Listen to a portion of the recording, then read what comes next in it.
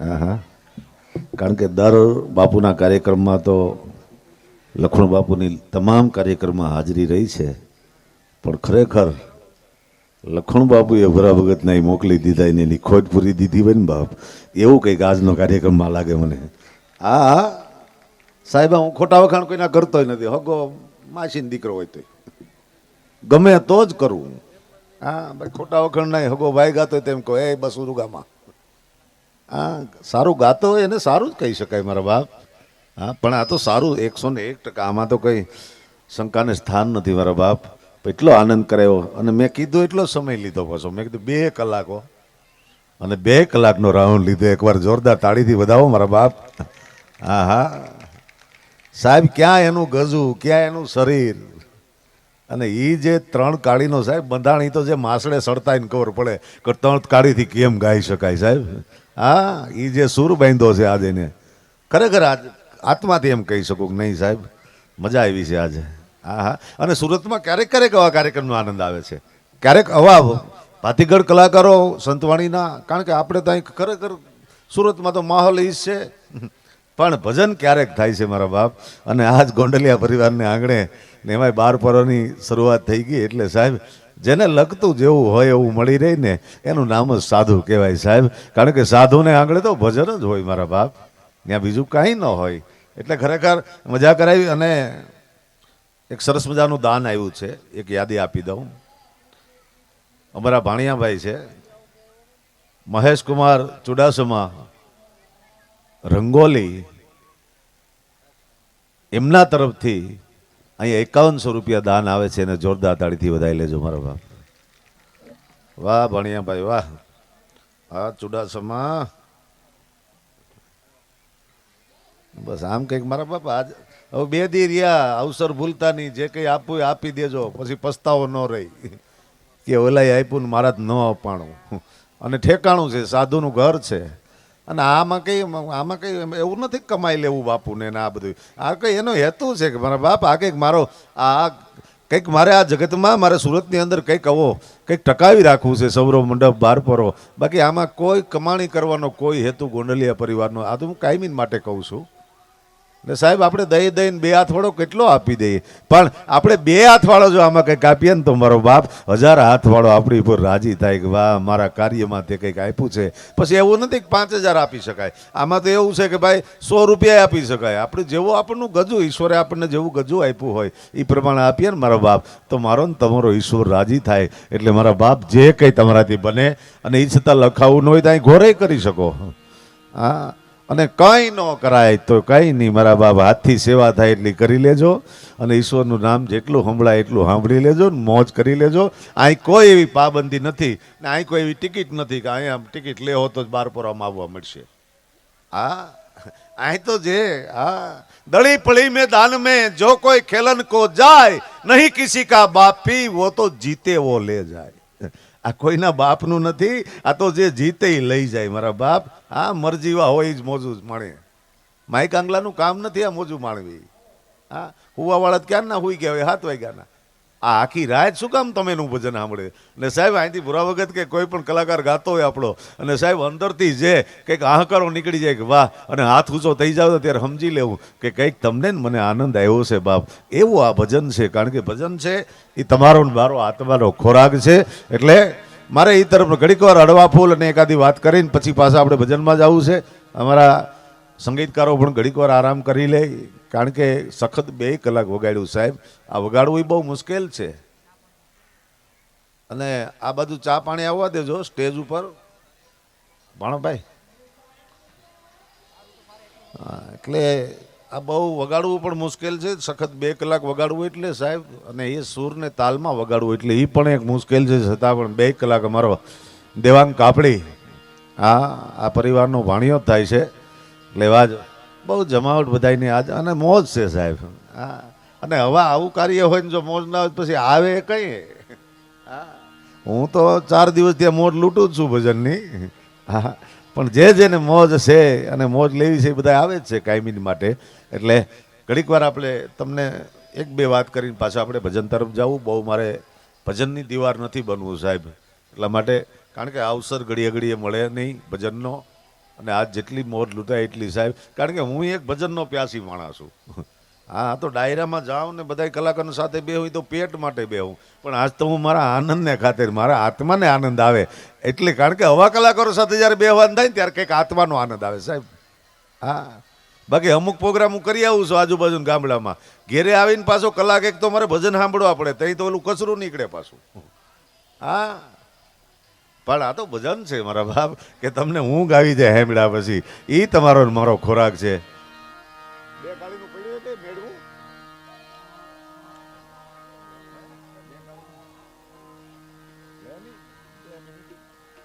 મારો સુર બંધાઈ ગઈ. ઘર તો બેઠું બંધાઈ ગયું, છૂટો મૂકો.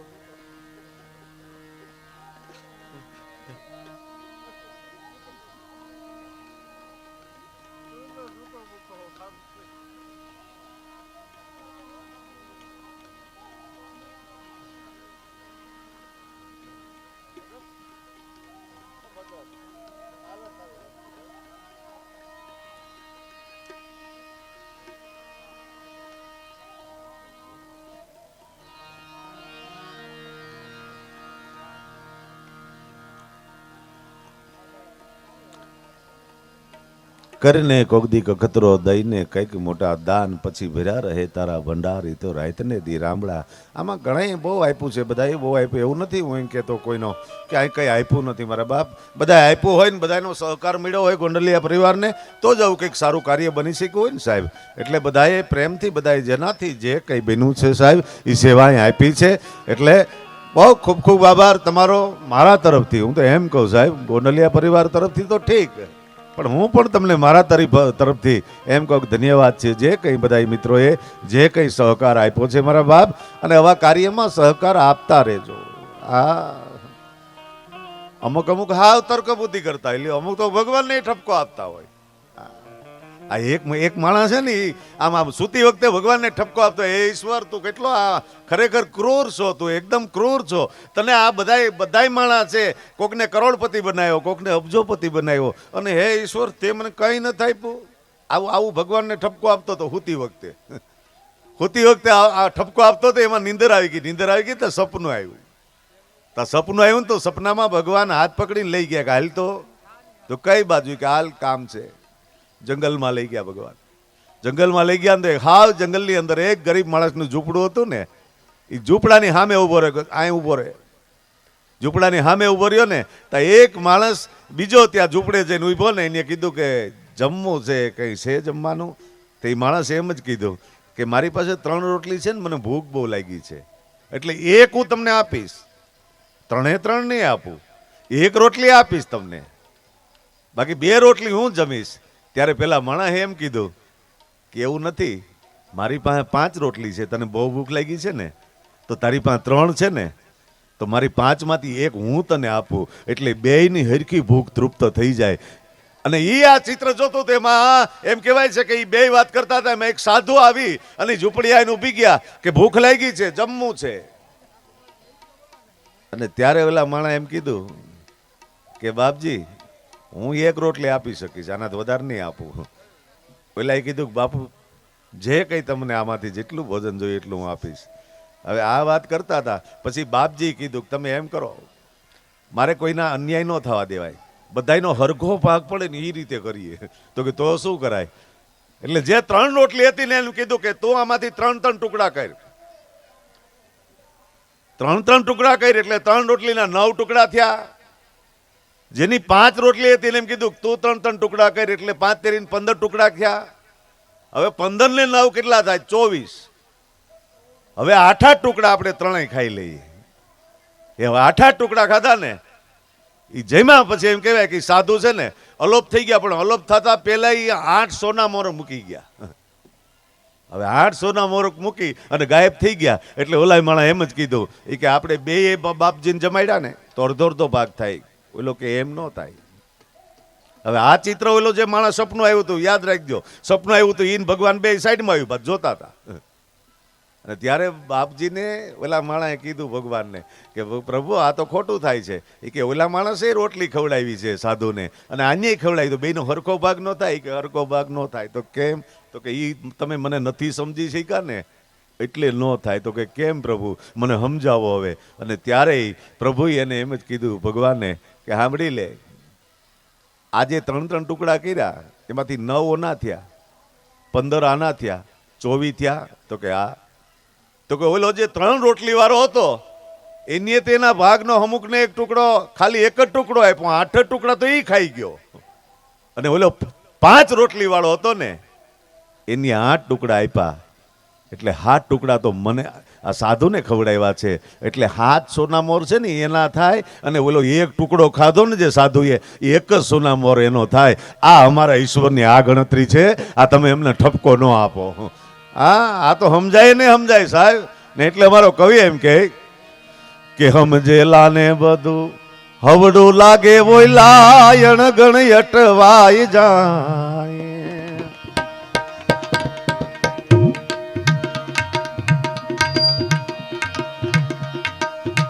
સમજેલા ને બધું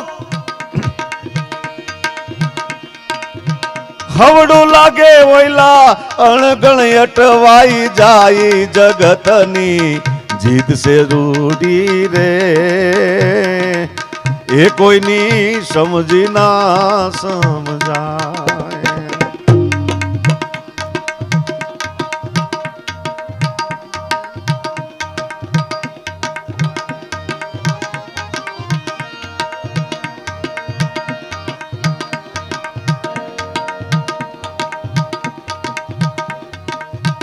બાજ પાટે ચડી જાય તે દીવલા ચકલા થાય જાય.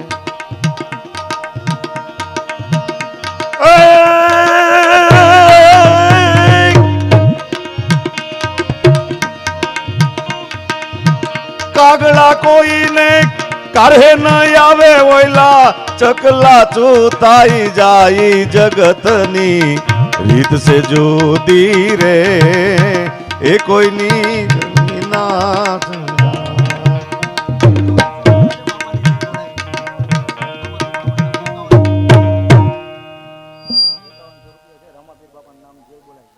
વાહ ક્યા વાત હે. 5100 રૂપિયા ખાલી રામાપીના નામ ઉપર આવે છે અને જોરદાર તાળીથી વધાઈ લ્યો. વાહ.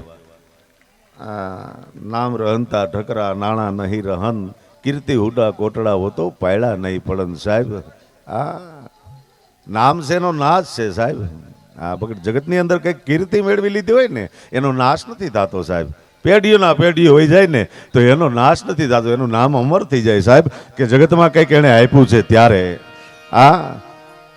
પણ મારે 2-3 ઘણા મિત્રો એવી મને કીધું, મને કે હિતેશભાઈ આ તમે 4 દિવસ થયા, તમે અમારે એક ઘડીક વાર તો અમને મદ્રાસ તરફ લઈ નથી ગયા. આજ ઘડીક તો લઈ જાઓ મદ્રાસ તરફ. કાયમી મને 2-3 દિવસ ફરમાઈશું કરે 4-5 મિત્રો. મને કે હિતેશભાઈ ઘડીક એકવાર. કારણ કે અને એમાંય બીજી વાત એ છે ભાઈ ટીનાભાઈ કે લખણ બાપુ હોય ને એટલે જેથી એના સ્ટેજ ઉપર બેઠો હોય તેથી મને આ આઈટમ તો કરાવડાવે. મને કે ઓયલું કરી જેવો બહુ મજા આવે, હું કરી જઈ કીધું. એટલે આ એની સ્પેશિયલ લખણબાબુને પણ ગમતું. અને ઘણા મારા મિત્રોની આ મને કે ચોથો પ્રોગ્રામ છે, તમે તો હજી કંઈ આમાં બોલ્યા નથી, એટલે ઘડીક વાર ખાલી મદ્રાસ તરફ લઈ જવા પછી ભજનમાં જવું. કારણ કે ભાષા છે ને, ભાષા છે એ જાણીએ તેની કંઈક મજા છે સાહેબ. ભાષાના પ્રકાર ગણાય છે પણ એને સમજાઈ જાય તો કંઈક મજા છે. અમે મદ્રાસમાં ગયા, મદ્રાસમાં જઈ અને આવી રીતે અમે સ્ટેજ બનાવેલો, મેં સાહિત્યની શરૂઆત કરી. તો ઇનામ તારણ સભે કા ધારણ ધરો ઉનકા ધારણ નિવારણ કરેગા ન થા દો ધમાકો ખબર રે ખુદા કો સબર જો કરેગા. જ્યાં એટલું બોલ્યો ને તો મને જે ઓર્ગેનાઇઝર લઈ ગયા હતા ને મને કે હિતેશભાઈ આ સટાપટા બંધ કરો, સાહિત્ય આમાં કોઈ નહીં સમજે. એકાદું ભજન ગાઈ નાખો ને એટલે તમારું સેટિંગ પૂરું થઈ જાય, રોટલો પાકી જાય. પછી મેં એક ભજનની શરૂઆત કરી, ખાલી એક જ કડી ગાય, આખું નહીં ગાયું કારણ કે હું ભજનિક નથી અત્યારે. એટલે ખાલી એક જ કડી કે દાસ સતારને જ્યારે સવાલ કરવામાં આવ્યો હતો તમે મુસ્લિમ હોવા છતાં અમારા હિન્દુના ભજનો શું કામ ગાવ છો, અને ત્યારે પાલીતાણાના દરબારગઢમાં દાસ સતારે એટલું જ કીધું હતું. ઊભા ઊભા ભજનની રચના કરી નાખી હતી કે શું પૂછો છો મુજને કે હું શું કરું છું, મને જ્યાં ગમે ત્યાં હરું શું ફરું. ત્યારે એક કડી એવી શું કહે છે કે નથી બીક કોઈની મને યા જગતમાં,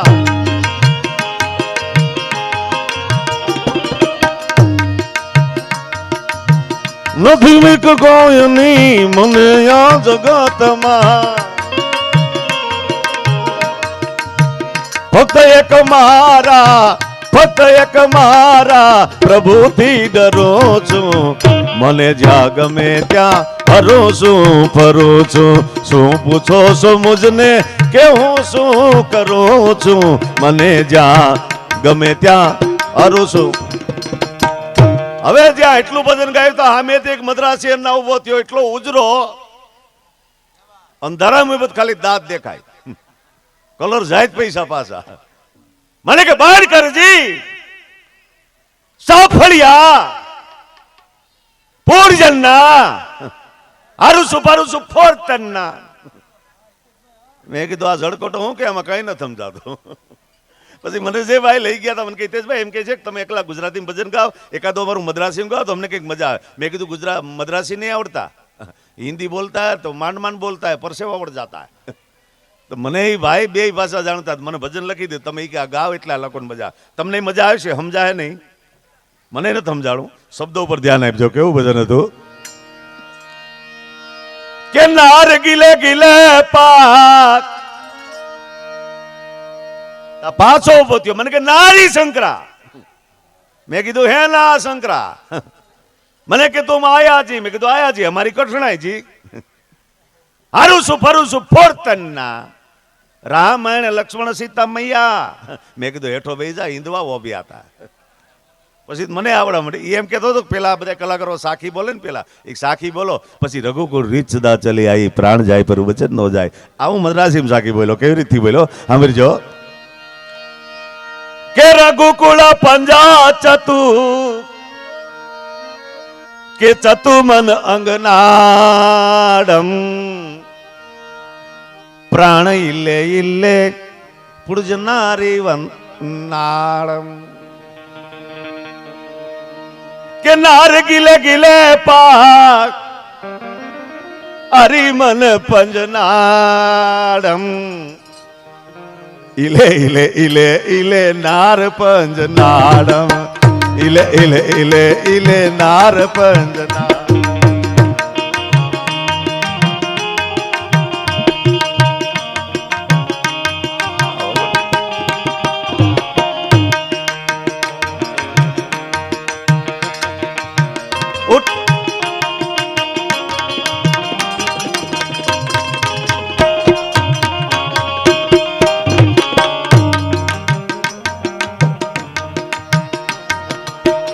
ઉટી કુલી અકલ પલી સારી વલી બુડી વલી.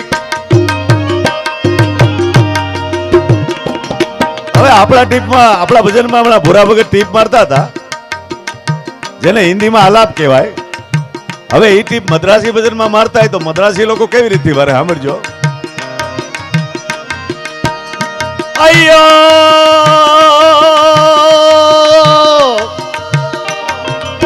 જીઓ રે રે રામા